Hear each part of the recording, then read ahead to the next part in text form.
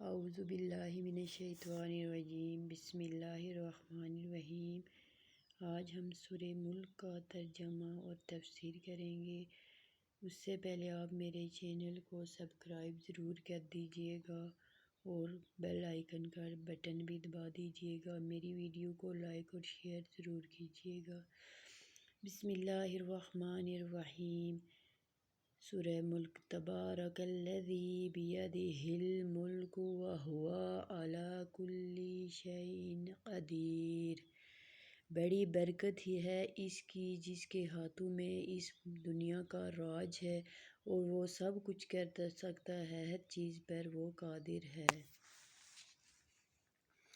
الذی خلق الموت والحیاۃ لیبلوکم ایکم احسن عملا وہو العزیز الغفور۔ جس نے بنایا مرنا اور جینا تاکہ تم کو جا پہنچے کون تم میں سے اچھا کرتا ہے کام، اور وہ زبردست ہے بخشنے والا۔ الذی خلق سبع سماوات طباقا۔ جس نے بنائے 7 آسمان تہ بتہ۔ ما تری فی خلق الرحمن من تفاوت۔ اپنے رحمان کے بنائے ہوئے کچھ فرق ہیں۔ فارجع البصر۔ پھر دوبارہ نگاہ کر کے۔ هل تری من فطور۔ کہیں نظر آتی ہے تجھ کو دراڑ۔ ثم ارجع البصر کرتین ينقلب الیک البصر خاسئا وہو حسیر۔ پھر لوٹا کر نگاہ کو دو بار لوٹ آئے گی تیرے پاس نگاہ رد ہو کر تھک کر۔ وَلَقَدْ زَيَّنَّا السَّمَاءَ الدُّنْيَا بِمَصَابِيحَ وَجَعَلْنَاهَا رُجُومًا لِلشَّيَاطِينِ وَأَعْتَدْنَا لَهُمْ عَذَابَ السَّعِيرِ۔ ہم نے رونق دی سب آسمانوں والوں کو چراغوں سے اور ان سے رکھی ہوئی ہم نے پھینک مار شیطانوں کو۔ وَأَعْتَدْنَا اور رکھا ہے ان کے واسطے عذاب دہکتی ہوئی آگ۔ وَلِلَّذِينَ كَفَرُوا بِرَبِّهِمْ عَذَابُ جَہَنَّمَ وَبِئْسَ الْمَصِيرُ۔ اور جو لوگ منکر ہوئے اپنے رب کے ان کے واسطے دوزخ کا عذاب اور بری جگہ جا پہنچے۔ وَإِذَا أُلْقُوا فِيهَا سَمِعُوا لَهَا شَهِیقًا وَهِیَ تَفُورُ۔ اور جب اس میں ڈالی جائیں گی سینگنے کو اس کا دہاڑنا اور وہ اچھل رہی ہوگی۔ تَکَادُ تَمَیَّزُ مِنَ الْغَیظِ۔ ایسا لگتا ہے کہ پھٹ پڑے گی جوش سے۔ کُلَّمَا أُلْقِیَ فِیہا فَوْجٌ سَأَلَہُمْ خَزَنَتُہَا أَلَمْ یَأْتِکُمْ۔ اس وقت پڑے اس میں ایک گروہ پوچھیں اسی دوزخ سے اور واز کیا نہ پہنچا تھا تمہارے پاس۔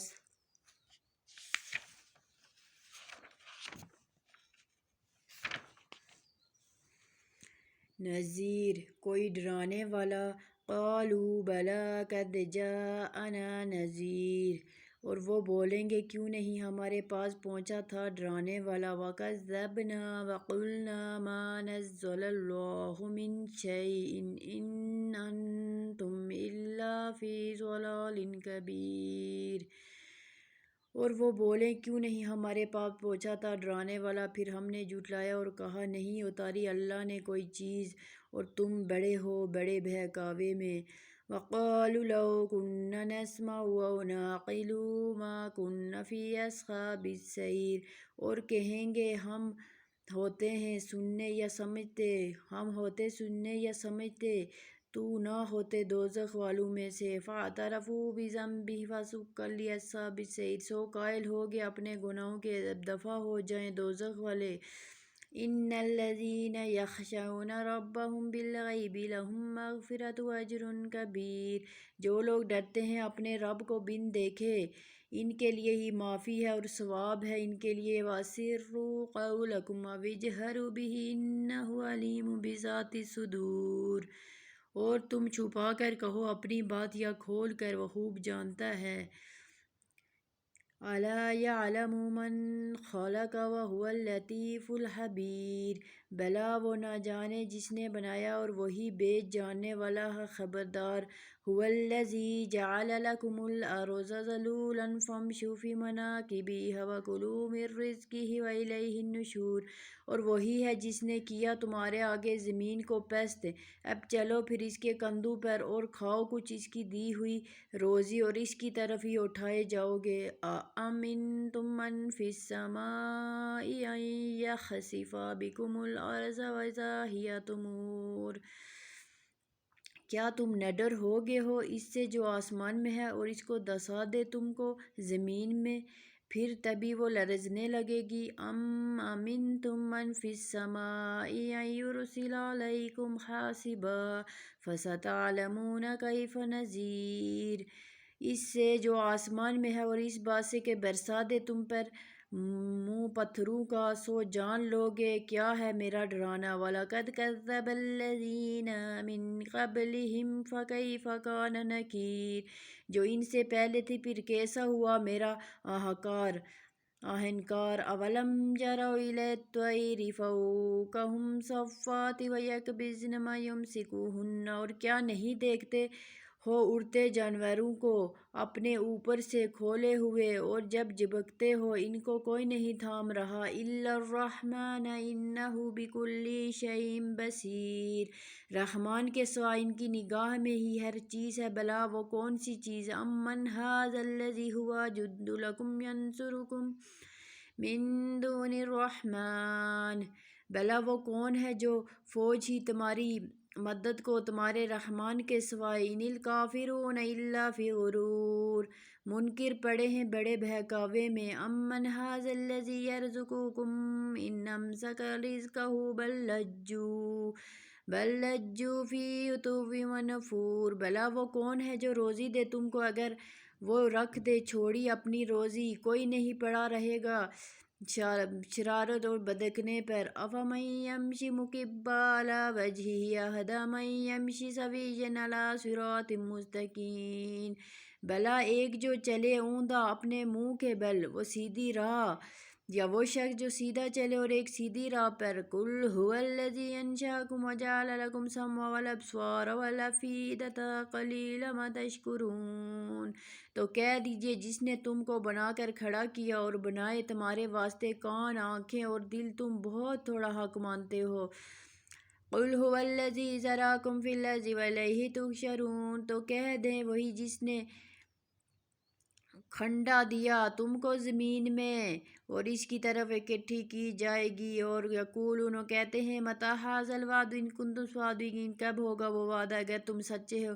قل انما العلم عند اللہ وانما انا نذیر مبین، تو کہہ دو خبردار اللہ ہی کے پاس ہے، میرا کام تو یہی ڈر سنا دیا کھول کر۔ فَلَمَّا رَأَوْهُ زُلْفَةً سِیئَتْ وُجُوهُ الَّذِینَ كَفَرُوا وَقِیلَ هَٰذَا الَّذِی کُنتُم بِهِ تَدَّعُونَ، اور پھر جب دیکھیں گے وہ پاس آئے گا تمہارا، بگڑ جائیں گے منہ منکروں کے اور کہیں گے یہی ہے جس کو تم مانتے تھے۔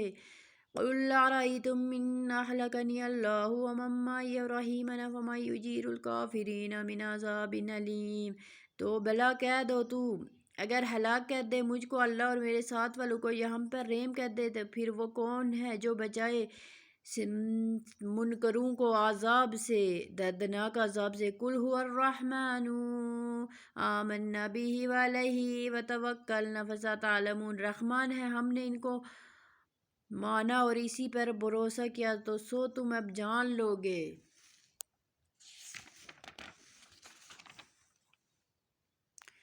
من هو فی ضلال مبین، کون پڑا ہے صریح بہکاوے میں۔ قل ارأیتم ان اصبح ماؤکم غورا فمن یأتیکم بماء معین، تو کہہ دو بھلا دیکھو اگر ہو جاؤ صبح کو پانی تمہارا خشک، پھر کون ہی جو لائے گا تمہارے پاس پانی۔ یہ ہم نے سورہ ملک کی ترجمہ اور تفسیر کی ہے۔ اب ہم اس کی تشریح کی طرف آئیں گے، تو اس میں بھی اللہ تعالیٰ نے اپنے عذاب کے بارے میں بتایا ہے، اپنی نعمتوں کے بارے میں بتایا ہے، اور یہ بتایا ہے کہ تم کن کن چیزوں کا شکر ادا کرتے ہو، اور منکرین جو ہیں وہ ہماری چیزوں سے انکار کرتے ہیں تو ان کے لیے جہنم ہی ہوگی۔ اس سے پہلے کہ تفسیر کریں میں آپ کو اس صورت کی فضیلت بتا دوں۔ اس صورت کی فضیلت یہ ہے کہ اگر سورہ ملک کو عشاء کی نماز کے بعد آپ پڑھنے کا معمول بنا دیں تو آپ کو جو قبر کے عذاب سے آپ کو نجات ملے گی، قبر کے کیڑوں سے، ہر قبر کی بری چیز سے اللہ تعالیٰ آپ کی حفاظت کرے گا، اور اس صورت کو پڑھنے سے اللہ تعالیٰ آپ کی قبر کو روشن کرے گا، اس کا اندھیرا ختم کرے گا۔ اس لیے اس صورت کو سورہ ملک کو اپنا معمول بنا دیں، عشاء کی نماز کے پڑھ کر سویا کریں۔ اور اب ہم اس کی تفسیر کی طرف آتے ہیں، اور یہاں اللہ تعالیٰ نے فرمایا ہے کہ مرنے اور جینے کا سلسلہ اس نے قائم کیا ہے، ہم میں سے پہلے کچھ نہ تھے، اسے موت ہی سمجھو، پھر پیدا کیا اس کے بعد موت، تمہارے اعمال کی جان کر کے کون برے اعمال کرتا ہے، کون اچھے اور کون اچھے سے اچھے۔ پہلی زندگی میں یہ امتحان ہوا اور دوسری زندگی میں اس کا مکمل نتیجہ دکھلا دیا گیا۔ اگر پہلی زندگی نہ ہوتی تو عمل کون کرتا، اور موت نہ آتی تو لوگ کیسے غافل و بے فکر ہو کر عمل چھوڑ بیٹھتے، اور دوبارہ زندہ نہ کیے جاتے تو بلا برے کا بدلہ کہاں ملتا، یعنی زبردستی جس کے پکڑ سے کوئی نہیں نکل سکتا، اور بخشنے والا بہت بڑا مہربان نہایت رحم کرنے والا ہے۔ حدیث میں آیا ہے کہ ایک آسمان کے اوپر دوسرے آسمان، اور دوسرے پر تیسرے، اسی طرح 7 آسمان اوپر نیچے، اور ہر آسمان سے دوسرے تک کی مسافت 500 ترین کی مسافت ہے۔ جی جو چیزیں ہم کو نظر آتی ہیں وہی آسمان میں، ہو سکتا ہے کہ 7 آسمان اس کے اوپر ہوں، اور یہ نیلوگنی چیز آسمان کی چھت گیری کا کام کر دیتی ہو، یعنی قدرت نے اپنے انتظام و کارگری میں کہیں فرق نہیں کیا، ہر چیز انسان سے لے کر حیوانات، نباتات، سبع سماوات نیرات تک یکساں کاریگری دکھلائی گئی۔ یہ نہیں کہ بعض اشیاء کو حکمت بصیرت سے اور بعض کو بہت ہی ہلکے طریقے سے بنایا گیا، بلکہ اللہ تعالیٰ کی قدرت، اللہ تعالیٰ نے ہر چیز کو بہت باریکی سے، ہر چیز کو بہت ہی حکمت اور بصیرت سے بنایا گیا ہے۔ یعنی ساری کائنات نیچے سے اوپر تک ایک قانون اور مضبوط نظام میں جکڑی ہوئی ہے، اور کڑی سے کڑی ملی ہوئی ہے، کہیں دراز یا دراڑ نہیں، نہ کسی صنعت نامے کا، اس ہر چیز ویسی ہے جیسا اسے ہونا چاہیے۔ یہ آیتیں آسمان سے متعلق ہیں، تو مطلب ہو کہ مخاطب اوپر آسمان کی طرف اٹھا کر دیکھ، کہیں اونچ نیچ تو نہیں ہے، ہر چیز ہم نے برابر بنائی ہے، کوئی اس میں فرق نہیں کیا گیا ہے۔ یہ اللہ تعالیٰ کی شان بیان کی گئی ہے۔ اور یہاں پر پوچھنا اور زیادہ ذلیل محبوب کرنے کے لیے ہوگا، یعنی تم جو اس مصیبتوں میں اگر پھنسی ہو، کیا کسی نے تم کو بتایا نہیں تھا، ڈرایا نہیں تھا اس راستے پر کہ یہ دوزخ ہے، یہاں دوزخ کی آگ ہے، یعنی ایسے عذابوں کے جیسے کہ حسرت و ندامت ہوگی۔ جواب دیں گے بے شک کہ ڈرانے والے آئے تھے، ہم نے ان کی بات نہ مانی، برابر جھٹلایا کسی کو، تم سب غلط تھے، اللہ تعالیٰ نے تم کو بھیجا، نہ تم پر وحی اتاری بلکہ تم کو عقل و فہم کے راستے سے بہک کر بڑی سختی گمراہی میں جا پڑے، یعنی کیا خبر تھی یہ ڈرانے والا سچا نکلیں گے، اور ہم اس وقت کسی ناسک کی بات سننے یا عقل سے کام لے کر معاملے کی حقیقت سمجھ لیتے تو آج دوزیوں کے ساتھ نہ یہاں پر شامل ہوتے، اور تم کو یہ تان دینے کا موقع کیوں ملتا، یعنی خود اقرار کر لیتا بے شک ہم مجرموں میں ہیں، یوں ہی بے قصور ہیں، ہم کو دوزخ میں نہیں ڈالا جا رہا تھا، لیکن اس وقت نہ وقت کے اقرار و اعتراف کو کچھ فائدہ نہ ہوگا، ارشاد ہوگا، یعنی اللہ کو دیکھا نہیں گیا مگر اس پر اس کی صفات پر پورا یقین رکھتے ہیں، اور اس کی عظمت و جلال کے تصور سے لرزتے ہیں، اس کا عذاب کا خیال کر کے تھر تھر کانپتے ہیں۔ اس کا مطلب یہ ہے کہ لوگ کے مجمع سے ہلاک اور عزت ذلت میں اپنے رب کو یاد کرے، لرز و ترسا رہتے ہیں، یعنی تم ان کو نہیں دیکھتے مگر وہ تم کو دیکھ رہے ہیں، تمہاری ہر کھلی چھپی بات خلوت میں ہو یا جلوت میں ہو سب کو جانتا ہے، بلکہ دلوں میں اور سینوں میں جو خیالات گزرتے ہیں ان سے بھی خبر رکھتا ہے، غرض وہ تم سے غائب ہو پھر تم اس سے غائب نہیں، یعنی تمہارے افعال و اقوال، ہر چیز کا خالق اور مختار وہ ہے، وہ خالق و مختار جس چیز کو پیدا کرے ضروری ہے اس کا پورا علم اسے حاصل ہو، اور وہ نہ پیدا کرے ممکن نہیں، پھر کیسے ہو سکتا ہے، جس نے بنایا وہی جانے، یعنی زمین کو تمہارے سامنے کیسے پست و ذلیل و مسخر و منقاد کر دیا، جو چاہو اس میں تصرف کرو، تو چاہے اس پر اور اس کے پہاڑوں پر چلو پھر اور روزی کماؤ، مگر اتنا یاد رکھو جس نے روزی دی ہے اس کی طرف ہی لوٹ کر جانا ہے، پہلے انعامات یاد دلائے تھے، اب شان شاہ نے قہر و انتقام یاد دلا کر ڈرانا مقصود ہے، یعنی زمین بے شک تمہارے لیے مسخر کر دی، مگر یاد رہے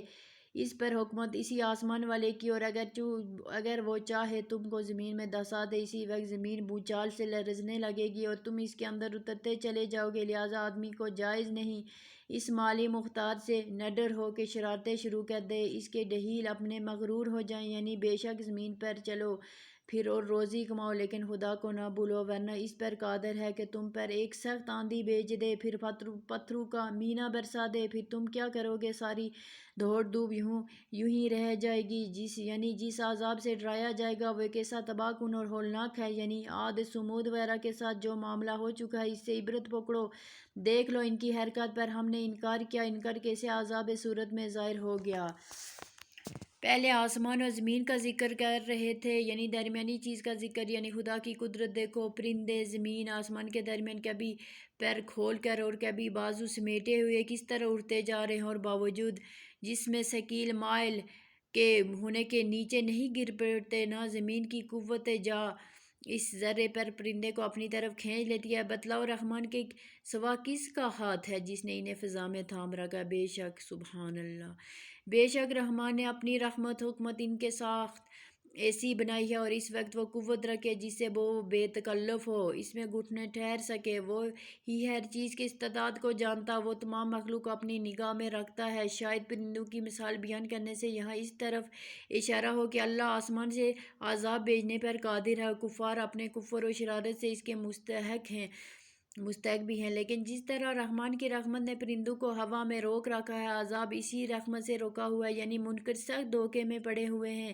اگر یہ سمجھتے ہیں کہ ان کے باطل معبود اور کرزی دیوتوں کی فوج ان کو اللہ کے عذاب اور آنے والے آفت سے بچائے گی، خوب سمجھ لو، اور رحمان سے الگ ہو کر کوئی مدد کو نہ پہنچے گا، یعنی اللہ اگر روزی کا دروازہ کھول دے، یعنی دل پر یہ لوگ بھی سمجھتے ہیں کہ اللہ سے الگ ہو کر نہ کوئی نقصان کو روک سکتا ہے نہ نفع پہنچا سکتا ہے مگر محض شرارت و سرکشی کی حدود تک اسلام کی طرف آتے ہوئے بھٹکتے ہیں، یعنی ظاہری کا کام اور مقصد اصل تک پہنچا دے۔ جو سیدھے راستے پر آدمیوں کی طرح سیدھا ہو کر چلے گا، جو شخص ناہموار راستے پر اوندا ہو کر منہ کے بل چلتا ہے، اس کی منزل مقصود تک پہنچنے کی کیا توقع ہو سکتی ہے؟